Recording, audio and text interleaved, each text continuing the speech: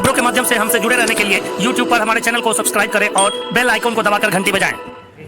हम अभी मौजूद है तिलक मैदान स्थित कांग्रेस कार्यालय में, जहां हमारे साथ मौजूद है बिहार विधानसभा के जमालपुर विधानसभा क्षेत्र के चुनाव प्रभारी और अभिकर्ता इंजीनियर रोहित मणिभूषण जी। रोहित जी, ये बताइए कि किस प्रकार से तैयारियां आप लोग की चल रही है? कल काउंटिंग है, इसको लेकर क्या क्या व्यवस्थाएं की गई है? कार्यकर्ताओं के लिए कार्यालय में किस तरह की तैयारी है?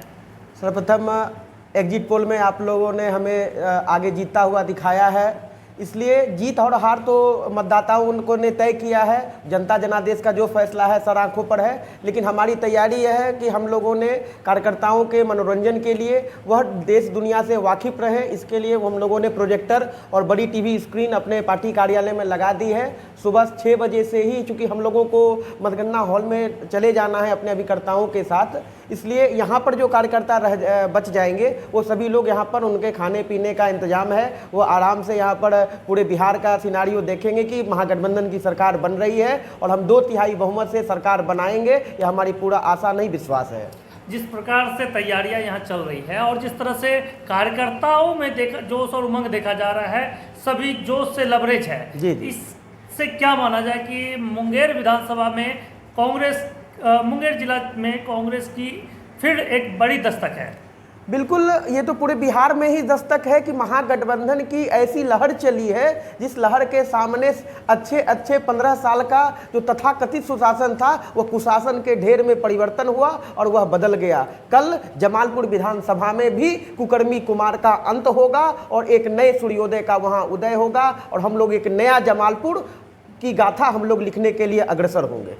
आप खुद युवा हैं और तेजस्वी यादव भी जिस प्रकार से महागठबंधन के मुख्यमंत्री पद के उम्मीदवार हैं, ऐसे में एक युवा है, तो युवा चेहरे के बारे में आपको क्या लगता है कि युवाओं की जो सोच है, युवाओं की जो मांग है, उस पर तेजस्वी यादव किस हद तक खड़े उतरेंगे?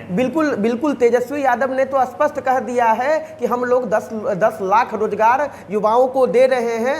युवाओं को तो ये हम लोगों ने पहले ही कह दिया है कि उनको घबराने की जरूरत नहीं है, क्योंकि हमारा डीएनए लालू राबड़ी का डीएनए है, हमारा डीएनए नेहरू और गांधी का डीएनए है। उनके जैसा गोडसे का डीएनए हमारा नहीं है, संघ का डीएनए नहीं है, झूठ का डीएनए नहीं है। हमारा डीएनए सच्चे भारतीय होने का डीएनए है। इसलिए पहले कलम से 10 लाख रोजगार हम सभी कार्यकर्ता, सभी युवाओं को हम लोग देने जा रहे हैं।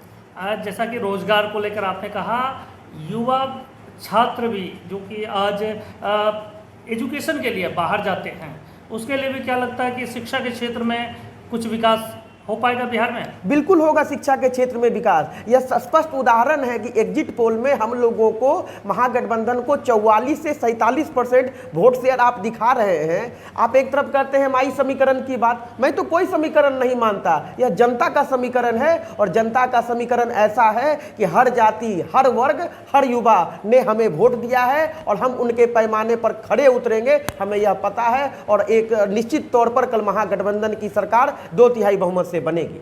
क्या आप मानते हैं MY का जो समीकरण था मुस्लिम और यादव का, उसके अलावा भी एक Y यूथ का समीकरण आपके साथ?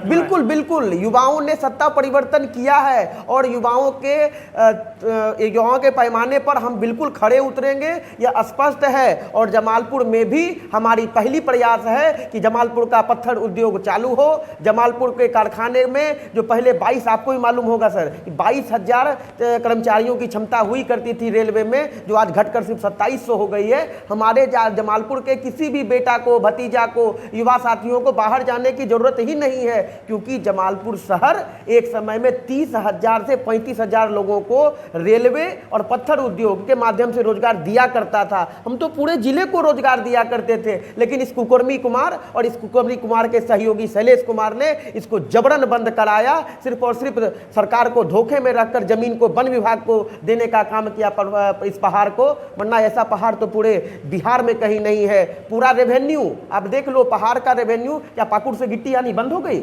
आज पाकुड़ से गिट्टी आ रहा है, बिहार का रेवेन्यू झारखंड में जा रहा है। हम इसको रोकेंगे, जमालपुर का पहाड़ चालू होगा, बालू चालू होगा। अभी मैंने क्यूल में देखा मुंगेर में जो बालू आ रहा है चालान झारखंड का है, बालू फ्यूल में उठ रहा है। आखिर यह पैसा कहां जा रहा है यह देखना होगा। सरकार ने हर स्तर पर कालाबाजारी को बढ़ावा दिया है, चाहे वह शराब के मामले में हो, बालू के मामले में हो, पत्थर के मामले में हो। हम लोग बालू और पत्थर को अविलंब चालू करवाने के लिए कोशिश करेंगे और सरकार अविलंब इन लोगों को रोजगार इसके माध्यम से मुहैया कराएगी। आपने देखा रोहित मणिभूषण जी जो कि इंजीनियर भी हैं और साथ ही साथ कांग्रेस के एक युवा और प्रखर नेता हैं। इन्होंने किस तरह से युवाओं की बातों को रखा और किस प्रकार से महागठबंधन की सरकार में युवाओं के लिए सरकार की क्या व्यवस्थाएं होंगी, इस पर इन्होंने हमारे साथ चर्चा की। धन्यवाद।